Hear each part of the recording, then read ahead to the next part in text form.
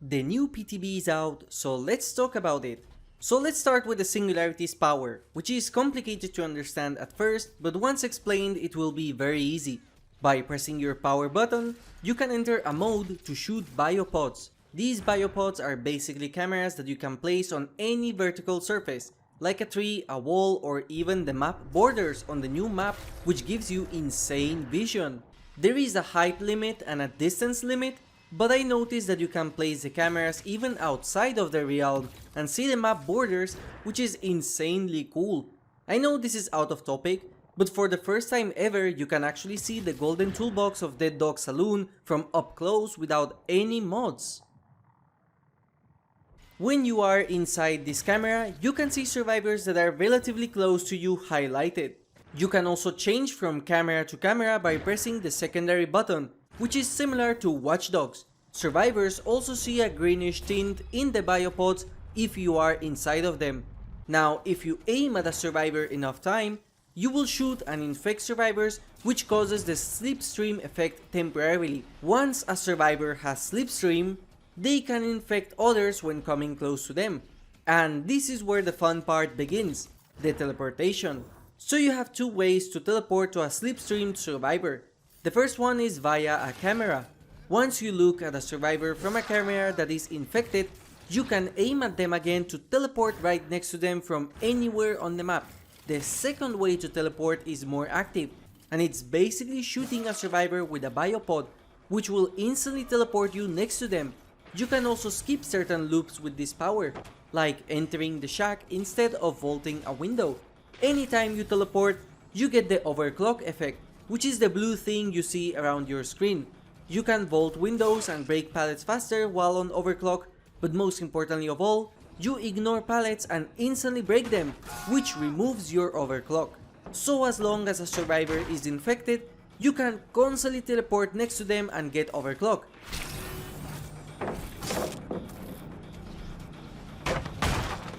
For the survivor side, it's also pretty interesting. 3D printers spawn all around the map, which include an EMP that you can pick up just like a videotape of Sadako, so you don't have to trade in your items. Once you have it in your hands, you can charge the EMP and stun any biopods all around you, or remove the slipstream infection from you. The interesting thing is that the 3D printers are infinite, and they keep generating other EMPs. In fact, you can get close to a box and accelerate the printing of the EMP stick, which has a very funny animation because it's just the survivors pressing a button. I guess in the future, things will load faster the more you spam them. The special thing about the EMP stick is that if there is no biopod in the area around you, it will not be consumed. So you can only use the EMP when a biopod is near. So anytime a biopod is stunned, the killer cannot infect or teleport to you in any way. The biopod will have a red tint when you use it as a killer, so you know that someone EMP'd it. And finally, if you want to remove a biopod from somewhere as a killer, you have to shoot at it.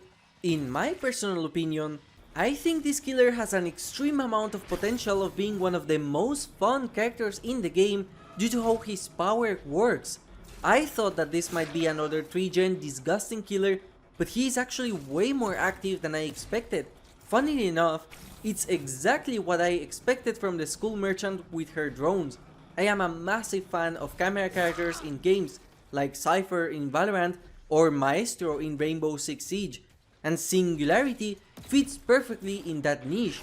But as of now, I see two big problems with this character. The first problem is that it's insanely easy to camp. Once you hook someone, you can just start stalking with the cameras from anywhere in the map. There is basically no incentive to leave a hook since you can immediately have map control from anywhere. Now there is a penalty when you use your power close to a hooked survivor, as it takes significantly longer to do any action, but it's not enough. The second issue I have with this character is that it's insanely easy and intuitive to counter his power and leave him like an M1 character. The EMP sticks recharge constantly and you can break various biopods with one stick, or save it until you get infected with a slipstream.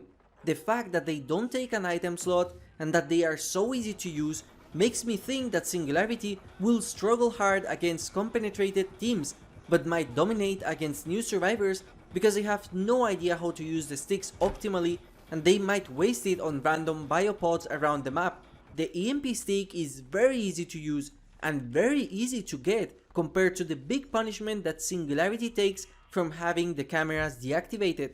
However, from a design standpoint, I love the amount of counterplay survivors have, and I love how dynamic the new killer is.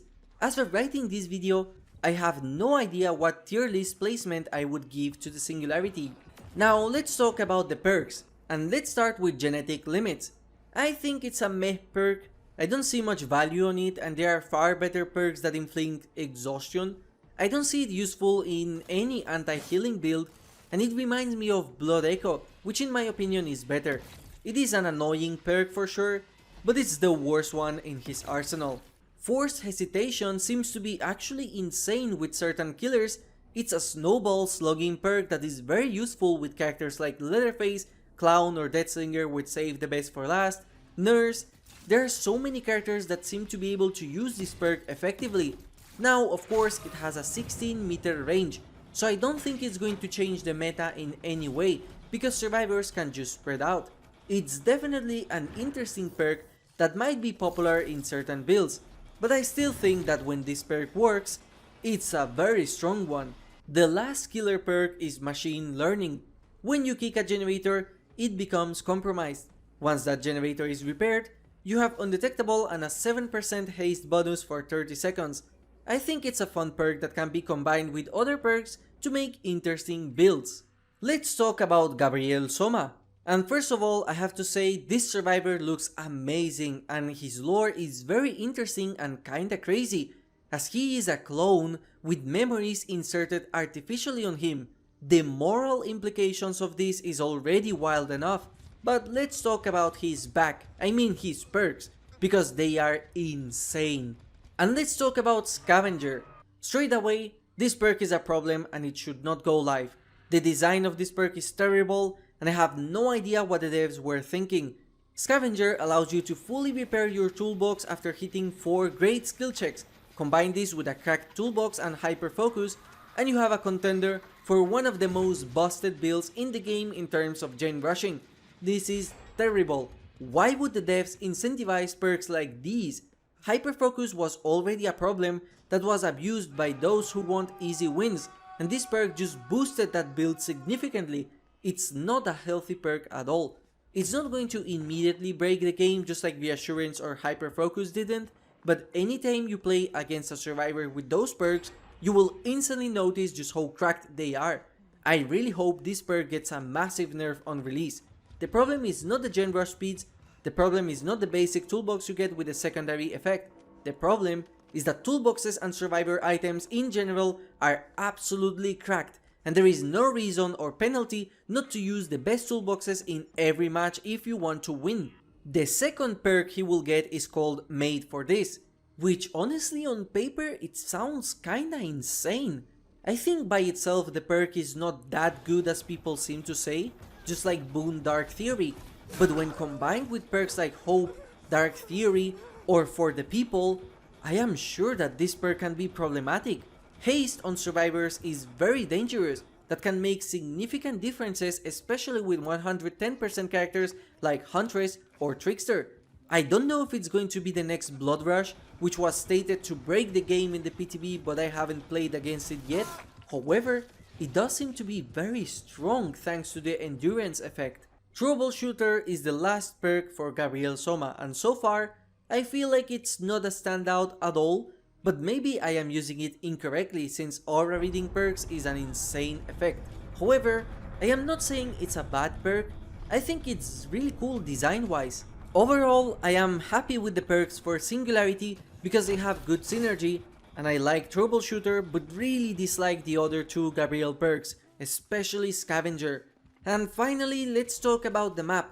Visually, this is by far the most impressive map in the game, and the amount of new assets, animations, special effects, textures, the amount of effort that came into this map is absolutely crazy, but gameplay wise is where the map is lacking. I think there is way too much visual clutter all over the map, making it difficult for me to orientate around it, and I also lost so many survivors that simply walked away. But I guess the point of this map is not to feel familiar and instead alien, since we are on a completely different planet. But I cannot imagine playing this satisfyingly with Blight, Wesker, Hillbilly, Huntress, or more map dependent killers. Overall, my final impression of this chapter is that it is fantastic and it beats the last two chapters by a long shot. The new killer feels very interactive and engaging to play as and against. It's like a better version of the School Merchant and a better multitasker than Knight. I thought at the start that Singularity was going to be kinda weak and they might be another boring, territorial setup character, but the moment I got the hang of the power, I felt it was really fun to constantly teleport next to survivors, to use my overclock or to monitor the survivors from afar. While recording for this video, I have been trying to get some cool camera angles on the maps to use in future matches. The fact that survivors can EMP the biopods make this killer not as effective to 3gen at all. It's one of the coolest killers I have ever played, and it brought back my hype to play the game again. Like, I am actually looking forward to the release of this DLC to play Singularity again. I also love the fact that it talks and has voice lines, which makes me wonder even further why they didn't give any manga one-liners to the School Merchant. Calculated destruction. Gene secured. Secured. I heard that Gabriel also talks, but I haven't been able to hear it in game. However, since Gabriel talks in the trailer and both Talita and Renato got voice lines, I don't think it's far-fetched to say he does. Gabriel looks insane, and I cannot wait to see the new cool cosmetics they will give him. I low-key expected him not to be straight, however nothing has been confirmed yet. The new Mori for Singularity is also really crazy. It will be fast, possibly painless. Die fast, please. It is over. First time I have been shocked from a Memento Mori since the Hag. It actually contains gore.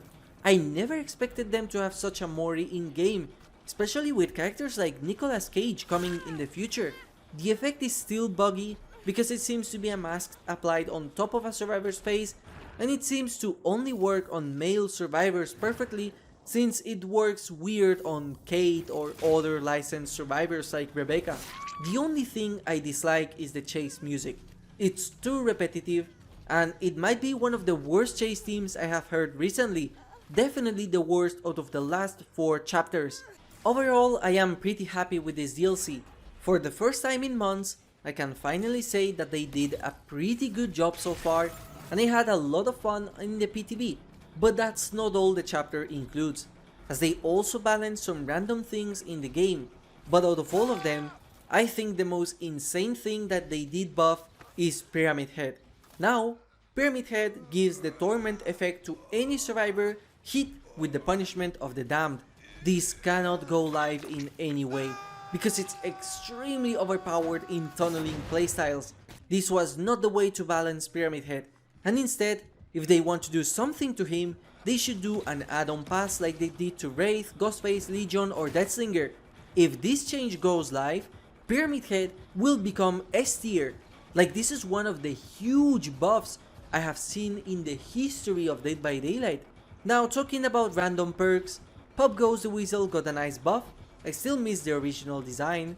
Deja Vu became the best anti-tree generator perk in the game, but it still cannot fully counter the strategy. And now you can craft a flashbang without having to drop any item, which is honestly a very nice buff to this perk and temporal items overall. And there are more buffs for add-ons, like for Nemesis, Ghostface, Trickster and more things, but these pale in comparison to the Pyramid Head buff. And by the way, the new search bar is a welcome addition and it works perfectly. Very nice job behavior. And that's all I have to say. Let me know what you think of this chapter and if you are satisfied with it or not. Thank you for watching and have a nice day.